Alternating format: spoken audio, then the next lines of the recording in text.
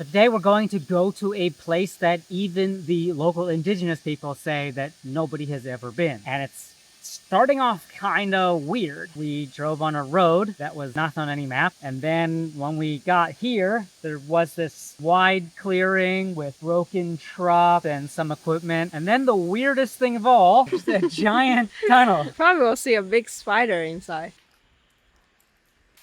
So here, it's a great big tunnel. And then it turns into this small tunnel. Yeah, I'm not going in there. All right, now I shouldn't have gone in, but I couldn't help myself. I was too curious. So I went in just a tiny bit. The big tunnel leads to a small tunnel, and then, yeah, I was too... What? Like that, there's probably not a hole on the other side. There's very likely little oxygen. You don't see the spider? Spiders? There's a shit ton of bats. Really? Everywhere. And also floors covered in salt. I thought, hey, it's a hot spring, but no, it's not. It's not a hot spring. All right, enough about that tunnel. Let's go down here into the river, and I'll explain to you why this trip is not going as planned even before we started. Are you awake? 才7点半而已耶，好亮了。我今天已经看到好几只了。It is extremely hot today. The weather forecast said it's going to be 38 degrees. And I have my granny hat for protection. Look at that. Yeah. Stylish and utilitarian. Love it. 咕噜咕噜咕噜咕噜咕噜咕噜。喝完水马上就要尿尿，它是嘴巴跟尿道同一道口。So this is the beautiful and pristine丰坪River. Absolutely fantastic valley, and we are hiking up it about 15 kilometers, maybe. That was not our original plan. What we wanted to do was go down from the top, and then we'd have 15 kilometers that we could kayak out of. The problem with that plan is that there is a 4.6 kilometer section there that we have zero information on. It's hard to see from the satellite photos. There's a lot of elevation change, and I'm concerned it might be a little bit dangerous. We asked some local indigenous people, well, what was in that canyon? And they say they don't know. Nobody's been up. I'm like, what do you mean nobody's been up there? No hunters, no river tracers, none of that. And they're like, nope. Nobody's been up there. Now, that might not be accurate. I bet at some point in history, somebody has gone up there, but nobody's been there recently and nobody goes there regularly. And it kind of makes sense. If you're hunting, food's very plentiful here, it looks like. There's not much of a reason to go past this big landslide area where there was a landslide lake a few years ago and then go into this narrow canyon, which is difficult because there's just so much easier to hunt and gather whatever you need in the outside. And then if you really did want to go deep into the mountain to go fishing or whatever it is, there's a path that goes down above that section. And so you'd always just go down the path and then go up the river from there. So it doesn't make much sense for anybody to go there except for us, because we really want to kayak down from there. Hang on, we gotta cross the river again here.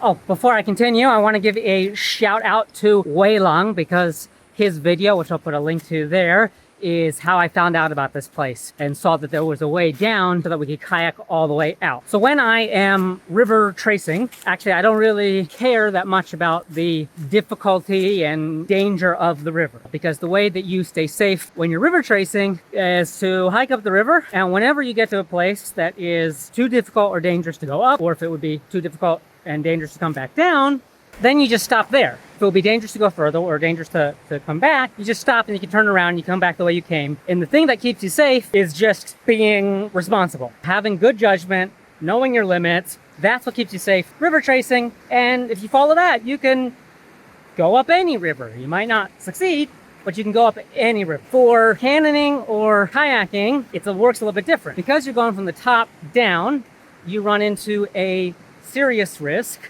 of going down something that you can't get back up, and then coming to the top of something that you can't go down. You'll be stuck in a canyon, can't go up, you can't go down, and then you got problems.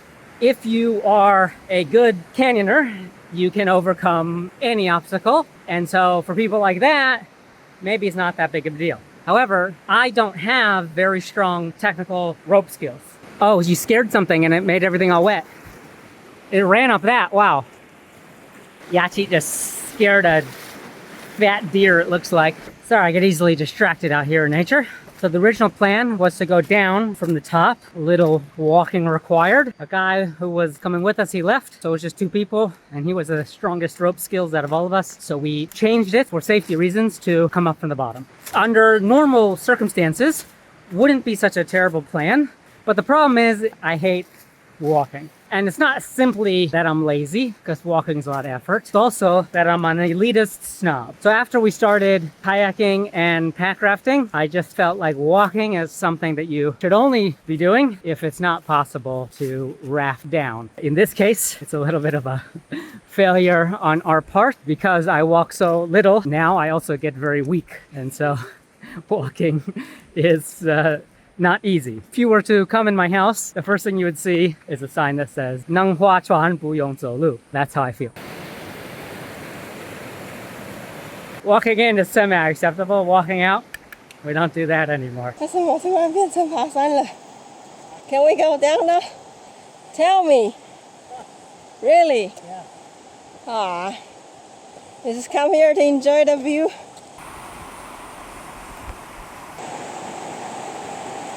Made my first mistake, climbed up there thinking that we could just keep going, but then it just drops off, and so in high water the water would pop off into that and go around the back. Okay, I complain about walking a lot, but actually there are a lot of benefits to walking. Primary benefit, besides that burn a few calories, get the heart rate going, we can see everything on the way up. Hazards, trees across the river, metal, things like that you wouldn't be able to see in the satellite photos.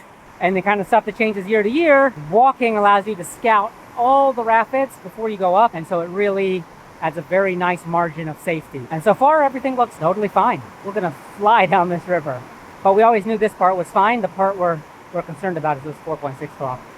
So I did a little bit of research last night, and that tunnel that we saw in the beginning, that was gonna go to this river and create a 37 megawatt power plant. The EIA expired, and so they didn't have environmental approval to continue the project, and there was local opposition, and so it didn't go through. According to the documents from that, this river here accounts for 1/3 of all the water that's in丰坪River. In this season, at least today, there's almost no water up there. Kind of looks like it's probably accounting for a couple percent, 5% maybe. Hard to tell. At any rate, they wouldn't be producing much power now. Not with outflow. Small siphon. I don't think it's a siphon. I think it's just hitting something there. All right, we've got to a particularly complicated piece of the river. It's not really anything that we can't handle. I think it'll be fine for us. But this is not even the landslide area. This is not anything close to the difficult area. So if it's already like this, the other areas might be too much for us to handle. We'll have to take a look. I knew the landslide would have portage. I don't really know above it. I think one issue is there's a bit more water than we expected, which is great. In this lower section, lots of water is good. Might be problems in the upper section.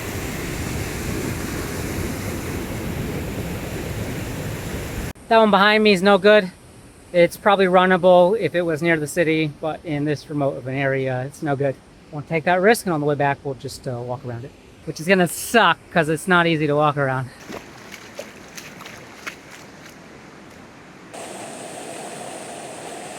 10 o'clock, 6 kilometers, 2.5 hours, and see the landslide here. I think that's our target for a potential place to camp. Maybe keep going, you'll see. How you feel?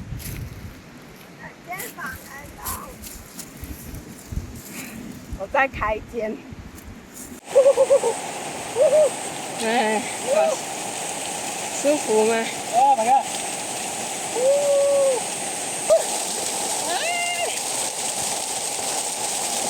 Just had lunch. Been hiking for 4 hours, and you can see the river's a bit smaller because of things like that and like that, and all these side streams and waterfalls. They're adding a lot of water into the river, so now we're at it where it's quite small, but it's actually still very fast, and if it gets constricted and goes up over a drop, it'll still be very powerful. We're getting up to the beginning of the landslide. The river is much smaller, but it's not looking good. If you look up here, it's just really big rock. Practicality of rafting might be decreasing. We'll have to check. I think we should portage that one.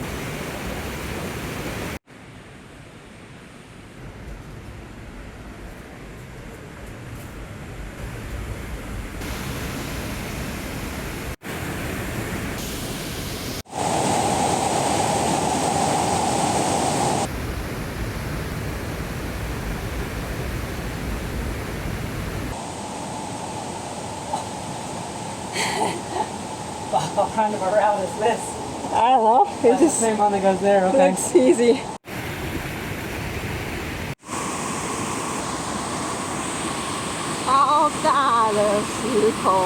So first I was very skeptical when my friend told me that nobody's ever been here before. But after encountering this landslide, and we've even tried very creative ways to try to get through it, he might be right. Maybe nobody has ever been there before.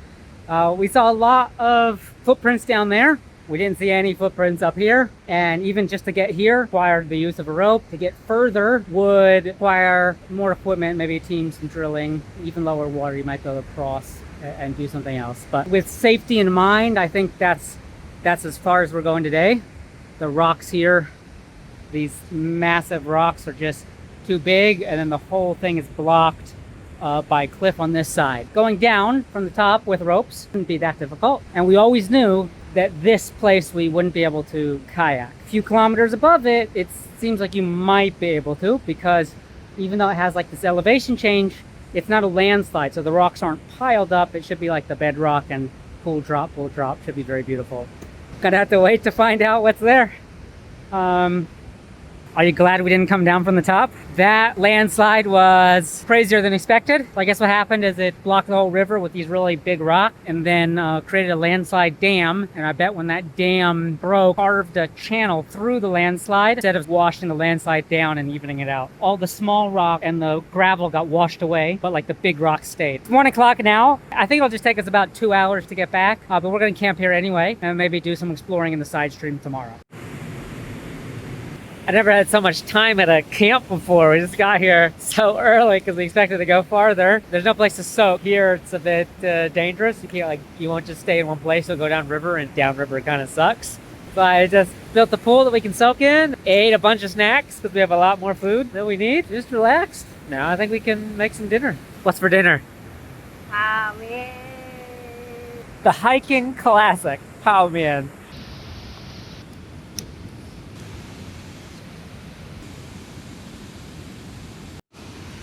Peanut butter mochi.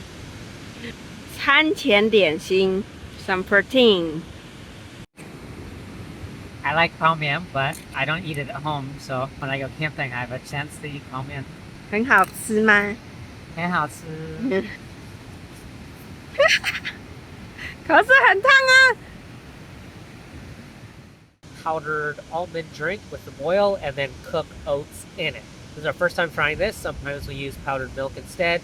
But this has about the same protein content, but a lot more carbohydrate. Together, we get like a 800 calorie breakfast or something like that, and it just powers you through the whole day. But yeah, we also mix some sugar in here too. If you're going to be exercising a lot, this is what you want.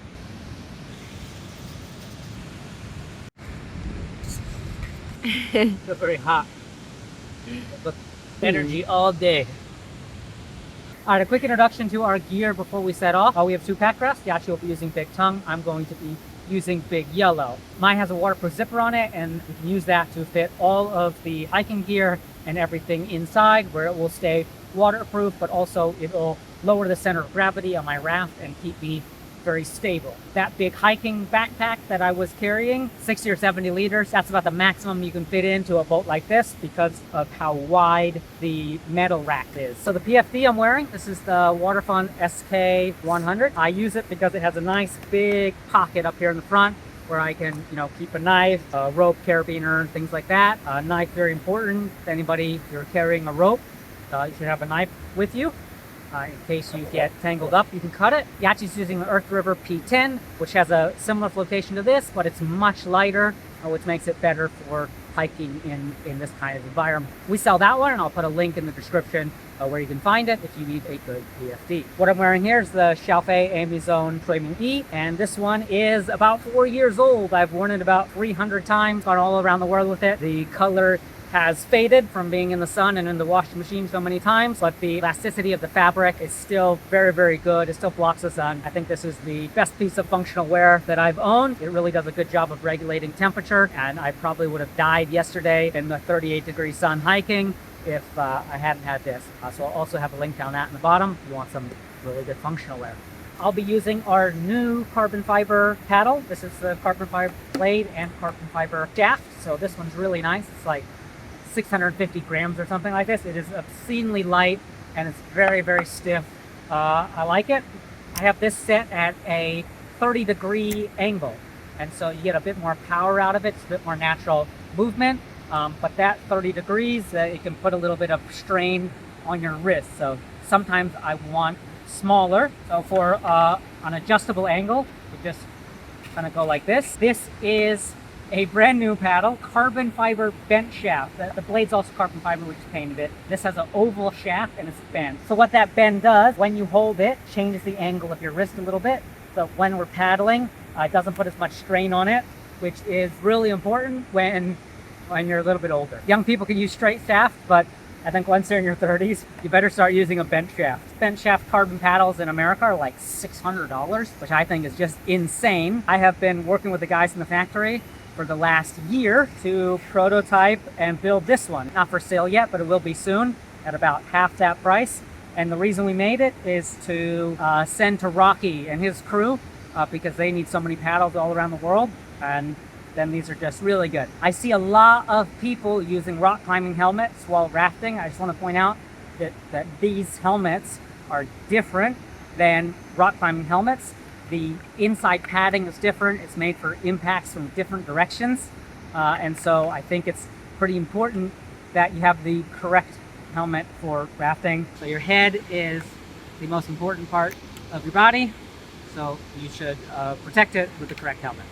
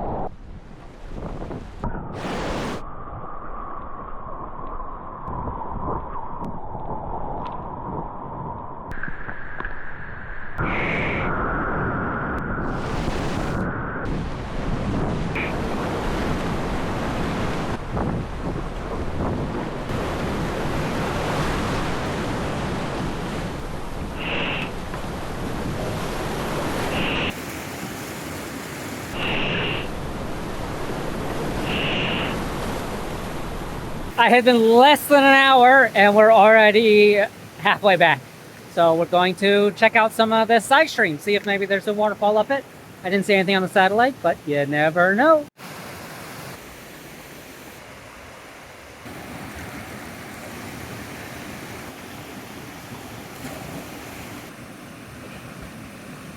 How deep is it there?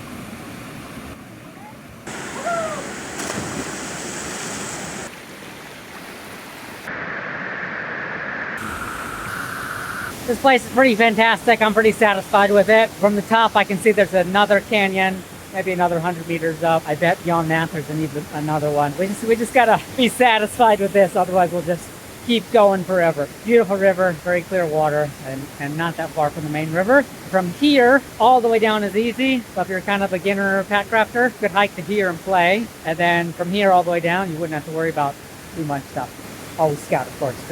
Okay. Next stop is 20 seconds of rafting ahead.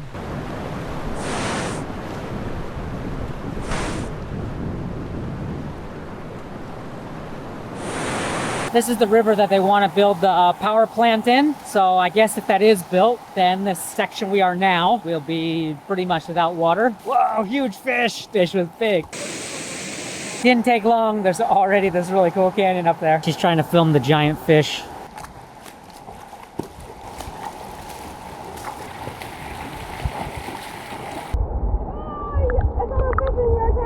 Oh yeah?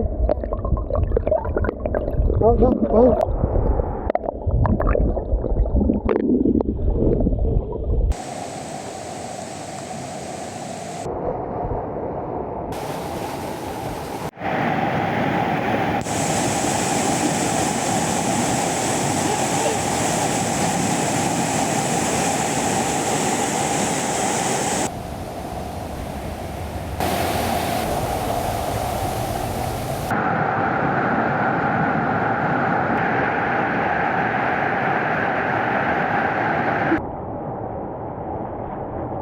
A lot of water got up my nose. You're smarter.